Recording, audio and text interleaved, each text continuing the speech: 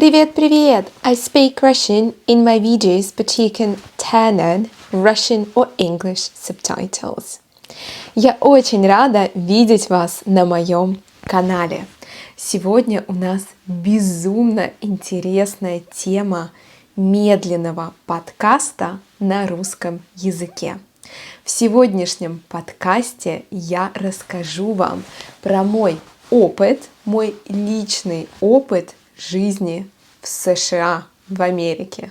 Да, я думаю, что сейчас у многих из вас возник вопрос. Возник вопрос, значит, появился вопрос. Есть вопрос, живу ли я сейчас в США? Нет, сейчас я не живу в США, но в моей жизни был такой опыт.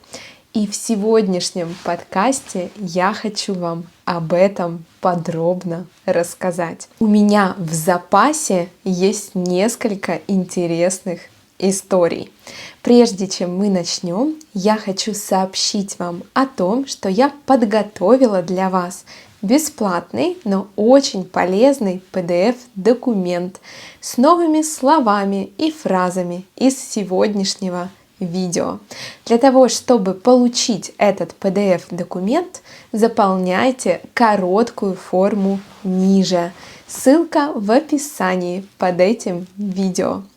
Также, если вы хотите получать скрипты к моим медленным подкастам на русском языке и аудиоформат подкастов, вы также найдете всю информацию по ссылке в описании под этим видео.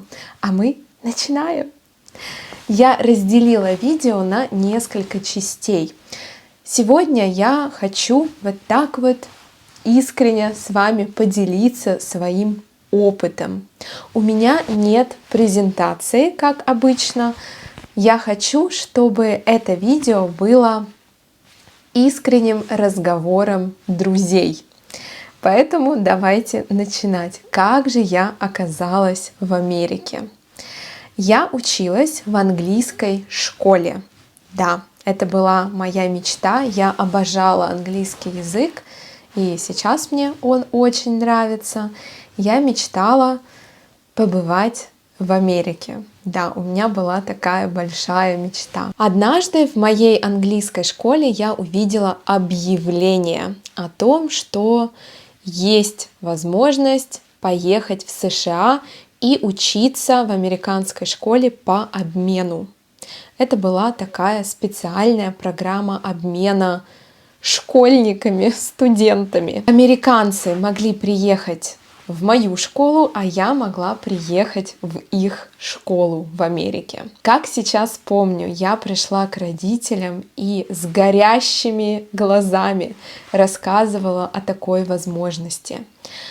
Мои родители знали о моей большой мечте побывать в Америке.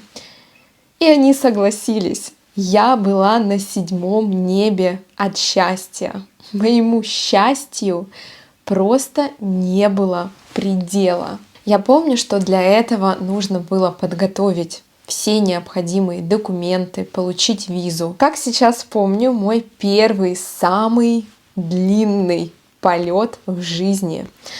Полет составил 15 часов.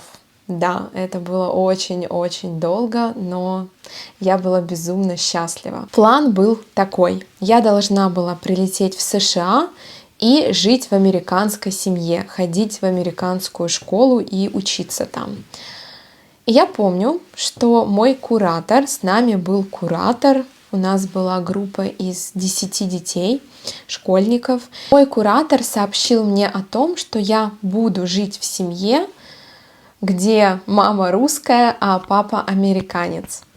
Ну, я подумала, почему бы нет, хорошо, первые 2 дня нормально.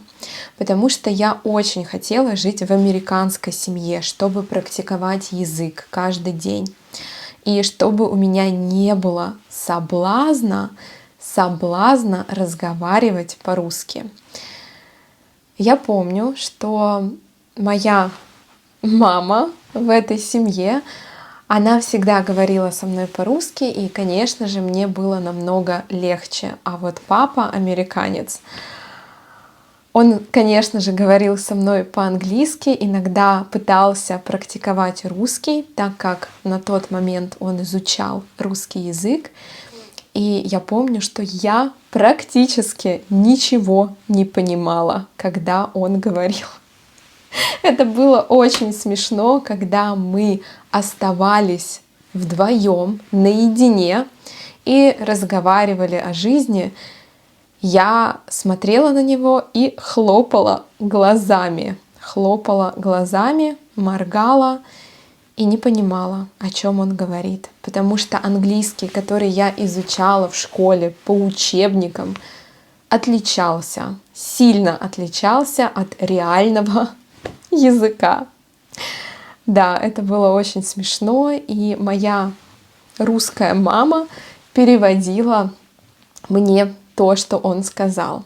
После этих 2 дней меня отправили в американскую семью.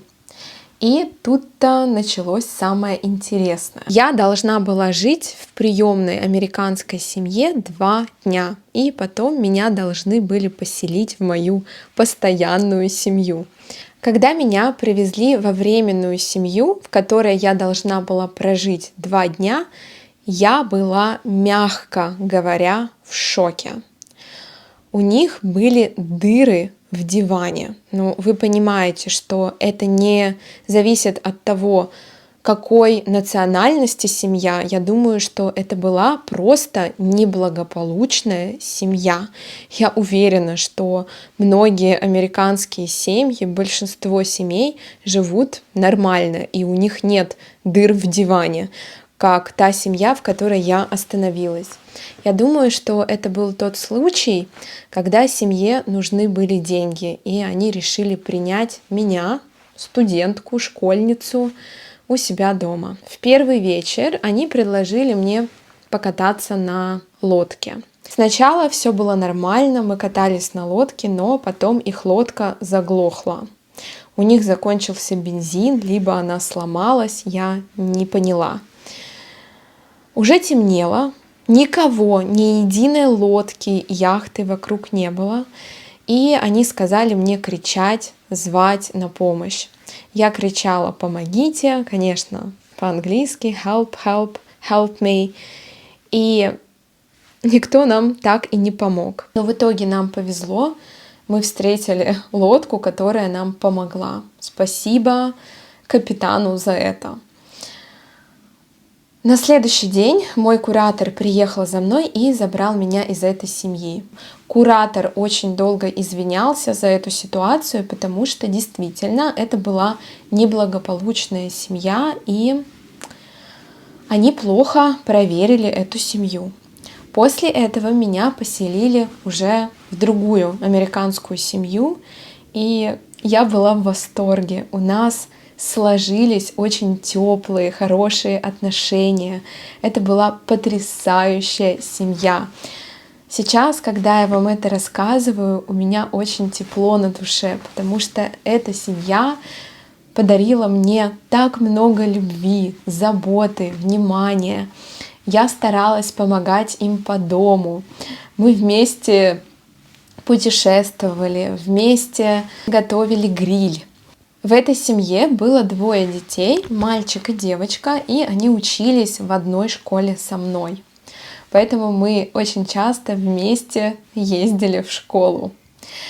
Я помню, что школа меня тоже удивила. Мне безумно понравилась американская школа, потому что было очень много практики, особенно на уроках химии. А еще меня удивила еда в американских школах. Бургеры, мороженое и картошка фри.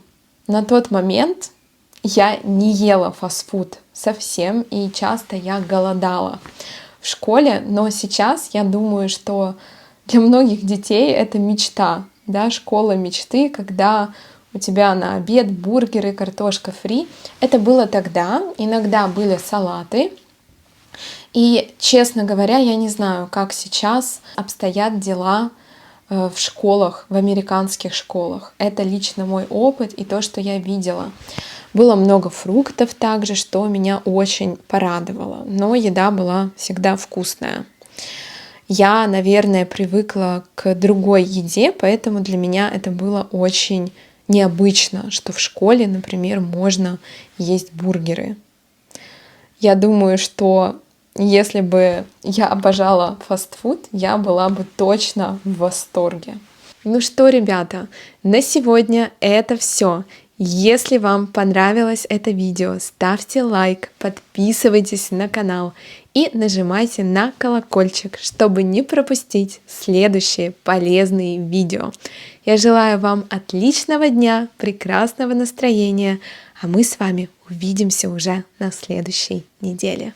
Пока-пока, увидимся, хорошего дня!